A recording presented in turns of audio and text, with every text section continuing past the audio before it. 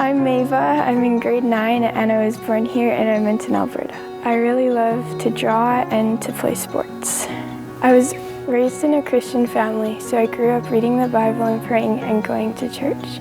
I accepted Jesus into my heart when I was little, and I knew he loved me, but I didn't necessarily know what it meant to be saved. So about a year ago, I went on the missions trip, TJ19. It was almost like a spiritual alarm clock went off, and I knew something had changed inside of me, but I didn't necessarily know what. So before Mexico, whenever I went to like a session or I listened to the sermons at church, it felt kind of boring. Or even like the songs, when we were singing, it felt like I had to do them out of tradition more than having to do them because I wanted to. After I went to Mexico though, in that time I felt like it was like my heart wanted to do it, or like I felt like I needed to, or I was longing to do it. And I was just with all the sessions and like the music and the sermons or whatever, I just felt like connected in a way that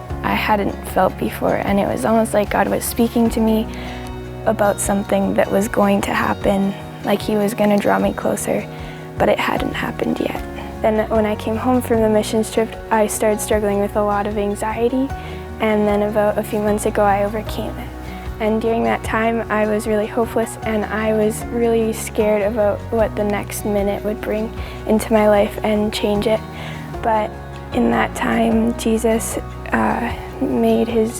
came closer to me than he had ever been before, and I just felt his presence and his peace, and he just helped me overcome my fears, and he taught me that I don't need to be afraid of my future or the unknown, because he is with me and he's enough. I want to get baptized because I want to tell the whole world that Jesus Christ is my Savior and that I love him, and I don't care who hears it or what anybody thinks, but I'm going to follow him for the rest of my life, no matter what happens.